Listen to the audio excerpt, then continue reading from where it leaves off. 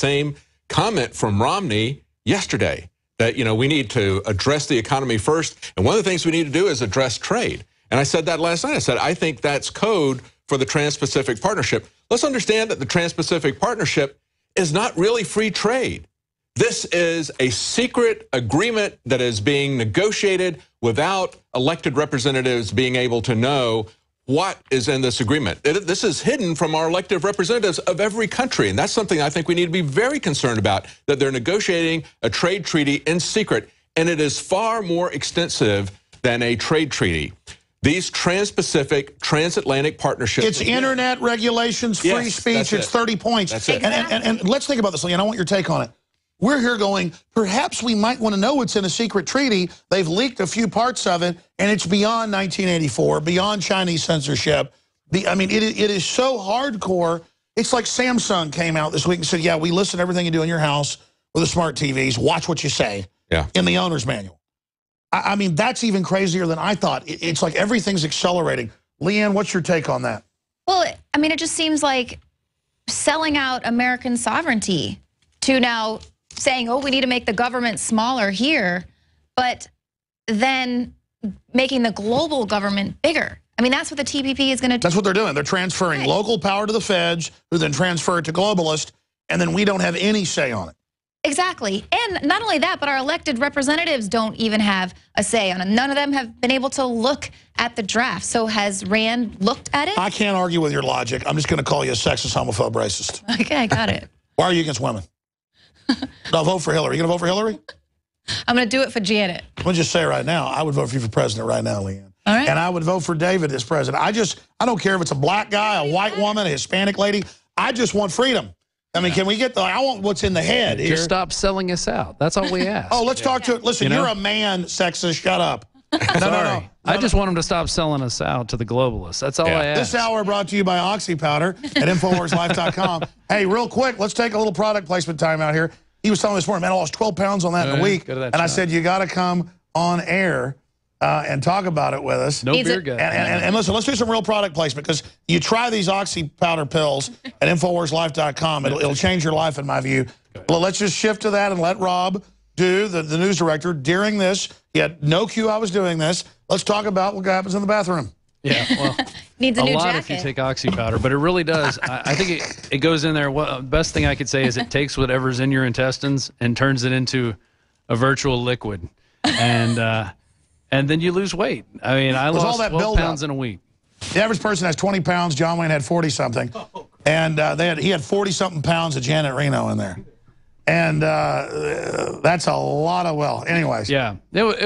We need Oxy Powder for To me, Congress. it was worth it. It's about a week. We need Oxy Powder, like Congress is a big intestinal tract. Yeah, we need Oxy Powder for Congress. Oxy Powder. Yeah. I think we got bring me some Oxy Powder. Can you imagine running that through the halls, Oxy Powder through the halls of Congress? Ladies and gentlemen, flushing out. Leanne, we need you to take it. Tell us all about it. Flushing out the guts of the government. That's what all we right, need to do. InfoWarsLife.com. I'm not kidding. Now every time I see Rob do, I think Oxy Powder. Well, and you mentioned it this morning. You said something about it. I said, "Oh, to help me lose 12 pounds." You're like, "What? 12 pounds? Get over here. You're coming on the show." All right, let's get serious. What do you think of the first 30 minutes of live coverage here? No teleprompters. Can we get a camera, maybe a roving camera, to come in here and show? There are no teleprompters in here. We can't get a roaming camera, but listen, I'll come back. Turn that camera right over there. Yeah, we'll turn camera that 3 right over here, extremist. Travis, turn 3, pan it to the right. Don't disagree with me, dude, or I'll say you're racist. Go to 3. Let's get serious here for a moment. There we go. Now pan it, and then pull back all the way. Are you on air right now, dude? Yeah, I am. Okay, I'm good. giving him camera direction. I like that. No. There are no teleprompters. Teleprompter free.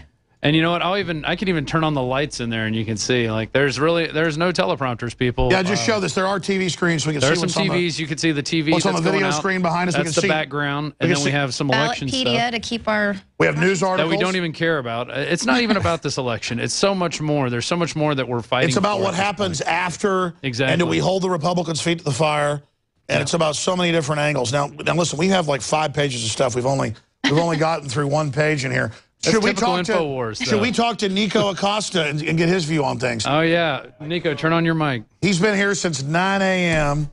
Nico. I sure have. He had a migraine this morning, but he's here. Look at him. He's got George Washington behind him. Nico, how are you liking it today? It's been a long day. It's been a good day. It's been a roller coaster like usual. But we're barbecue filled and fueled. And tacos. Right. This is Texas. Absolutely. You got to have that. All right. Anything else from the crew in there? Anybody else want to chime in from the control room? Anybody else? I mean, I'll be breaking in. I'll be breaking in a lot, but I'll try not to do it too much. We'll just try to. There's Joe Jennings. He's back there. There's Marcos Morales. Marcos. Let's just try to not drink too much vodka, guys. We haven't even started yet. We're just drinking water right now. That's good. So am I. Now, and, there's Richard. There's our new guy. Hey, let's see Richard. Welcome. He's got a stylish, trendy beard. Well, our other resident beardy is out on the streets with Joe Biggs. That's right. Yeah, and that's another thing. We're going to have live Skype updates from Joe Biggs. Hey, what about Jakari? He's back there actually going over the numbers, which are important. It's just they make Jakari, you ready? We're going to come to you in a second. Yeah, let's go to Jackson. He's got Twitter feed, too. All right, he's got the Twitter feed. He's doing Twitter feed. We're going to go to him in just a moment. First off, Leanne McAdoo. Did you hear that caller today saying it was sexist that some of the ads on our website and Daily Caller show like women in bikinis? Do you think we should all be sent to forced labor camps for that? Well, it doesn't offend me. I mean, I think sometimes it's a little irrelevant when you're like, oh, Hillary Clinton is so old. Look at these bikini babes. But whatever. But, I mean, we'll also show like a guy with a beard. This prepper knows something you don't. I mean, exactly. It's third-party advertising. He's like an old bearded guy. Fine, we should just go bankrupt. It's wrong to have you holding a gun. Hey, I love those pictures. Where did they've fallen out of the rotation on the website. Well, wait, but that's an attractive woman. I know. With a gun. I can't. That's a little. That's not pertinent. Sounds like a little. That's not pertinent. That's not pertinent. Not pertinent. Oh my goodness! Hey, everybody knows where everybody comes to websites. I'm so handsome. No, let's get serious. Get into the news. Other big issues here. We're going to get into this more later. But David, what are you most worried about Obama once he has no election to reface? No midterm election. He can do whatever he wants. Get that off the screen. That is not politically correct.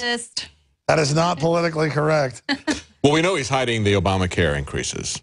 We know that goes until after the election. So that's a big surprise for everybody. They keep telling everyone, no, it's a fable that your insurance rates are going up. And everybody knows that they've already gone up. They don't know how much more they're going to go up until after the election. There's going to be blanket amnesty. Mm-hmm. And, when we're talking about the Free State Project, when people got together and said, let's take a small state and we can have an impact there with like 20,000 people who are committed to liberty. What do you think Obama's strategy is? Well, Obama is going to remake our country into something that is along the lines of the socialist utopia that he imagines, or just completely remake it. The way to do that is to bring in a reliable voting bloc that's going to vote for socialism and a welfare state. That is so genius. And that's what he's doing with the open borders. He's essentially doing the same thing in reverse that the Free State David, I haven't, but exactly, because those are U.S. citizens within the country that pay taxes, that have a right to travel and vote wherever they want. I've never heard that analogy anywhere else. You've got to do a special report on that. Did you coin that parallel? Because that's true. Free states got 100,000 people moving to New Hampshire through the system to try to promote liberty. The globalists are bringing in 50 million illegals to vote to take our guns. That's admitted, but it is like the reverse of a free state would be a slave state. Yeah. Oh, yeah, the Slave State Project. That's what we should call this, Open Borders, the Slave State Project. Oh, gosh. Because that's really what it's about. And I think they're losing their support amongst women. One of the things that the Washington Post is talking about was how Mary Landrieu is falling back to saying, you're sexist because you don't like me. It's not her policies. It's not Obama's policies. We're racist if we don't like him, even though the American public elected him twice, elected her 3 times. Hey. Now because they're being rejected, it's because you don't like me as a person. Oh, hey, the people are sick of that. I would literally, to use that term, have the entire 500 people in Congress be women of every color. It's going to be purple, blue, green, white, brown. I don't care. If they were promoting low taxes and freedom and not trying to force inoculate me. I mean, I could care less what color you are. I could care less what, I just want you to keep your hands out of my life. Right. Man, I mean, whoa. And to hear Landrieu and Rangel saying people are racist, bull crap.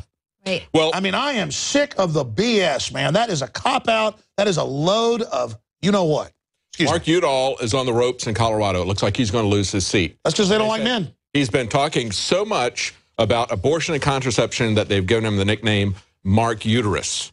It's not Mark Udall, okay? But he still has seeing his support amongst women plummet. Why? I think it's because women understand that open borders, and they see that intimately tied with Obama, is a threat to the health of their family with this Ebola outbreak. They see it as a threat to the security of their family with the fact that criminals or terrorists or what are free to come through the borders, and we try to exercise no control whatsoever over that. I think that women are looking at that and saying, wait a minute, this isn't working. In spite of all of the kind of, breaking people down. That's right. I mean, on average, women are like men, but statistically in marketing, they want to work together. They want a good future. They want to be communal. And then they've tried this communal thing, and it's a giant screw job. So now they're not buying into it. It's not that women are stupid. It's not that men are stupid. It's that we want to work together. But once you get the women turning against you politically, it's all over. Right. Well, you have a lot of these women, and obviously men as well, are single dads, but racist. Exactly. But you have schools and things like that are getting shut down, and families, parents, they're seeing that their kids are getting a really subpar education, and then all of a sudden there's all these illegal children being flooded into the country, and we're having to spend all of this taxpayer money to send these kids to school, to get them housing, clothing, this and that, and everyone's like, well, where was that money when we needed it a year ago for the schools and for our kids? And so parents are starting to recognize that, and I know, that is with this whole immigration thing. It's really, they've tamped it down. That's one of the things they're, separating themselves from Obama. I agree. Separated the whole immigration issue. And they try to say you're racist if you don't want unlimited people worldwide to come in. Everybody knows, including all the Hispanic Americans I talk to, we can't go to Mexico or Brazil and get free health care and vote. I can't vote in the Swiss elections. That's because you're racist. Exactly. I can't vote in the Mexican elections. Can you imagine if you went down there and tried to vote? They'd probably lock you away in a jail without a hearing or trial like they did that Marine. But, for months or years at a time. And, of course, you wouldn't get any help from the U.S. State Department either. But, no other country does that. And yet we have ballot initiatives in Illinois to accept people and say, we don't want any voter ID. We want to let everybody be able to vote here regardless of their national origin. What does that mean? I mean, that's not saying that, we've never withheld voting rights from anybody that legally immigrated here. So what they're saying, and they made this very clear when they voted on this in the state house and the state senate in Illinois, they made it very clear this is a repudiation of having any identification to be allowed to vote. It really is mind-blowing. We've only gotten through a third of the coverage we're going to be getting to. Is Jakari ready? I know I called on him prematurely. Is he back there in the studio? All right, let's go to Jakari Jackson. He's got a bunch of news. We've got Joe Biggs coming up. I also want to talk about holding new candidates of the new blood accountable. Black Americans in the polls, but also in media, are deserting the Democratic Party. Well, I mean, it's not even deserting Democrats. Don't worship the Republicans either. Slap them around. And if they don't do what you want, go to somebody else. Get results here. It's like you're at a restaurant not getting service. You call the manager over. It doesn't work. Get another one over. Doesn't work. Leave. Stop supporting it. Just don't mindlessly sit there and back something. Let's get Jakari Jackson's breakdown on some of the numbers coming in, some of the Twitter information. Jakari Jackson back there in Studio B. How you doing, guys? Jakari Jackson, INFOWARS.com. Let's talk about some of the Senate race outcomes we have here. We'll look first at the state of Kentucky. We see Mitch McConnell has won, according to Politico, with 54%. Moving on now to West Virginia, we have Capito, Republican. They don't have the percentage on that one. We'll come back to that. Moving up to New Hampshire, we see Democrat Shaheen, the incumbent, is in the lead with 56%. Moving down to Virginia, we see Gillespie with 56%. The Republican. Going down to North Carolina, we see Tillis in the lead with 55%. Oh, that's a surprise. In the state of South Carolina, I'm sure this will make you very happy, David Knight, your good buddy Lindsey Graham, the incumbent, with 53%. David, what do you think about I'm so happy about that, Alex. Tell him, shut up, you don't get a recall. Yeah, you don't. Shut up. You're an enemy combatant, so there is no recall in that. And then finally, the final one they have on Politico. Shut up, you don't get a lawyer. Shut up. When you ask for your rights, you say, shut up, you don't get no rights. And there's missing nukes, do what I say or they're going to blow up. One might go off. Yeah, that's Lindsey Graham, and Georgia has Purdue at 61%.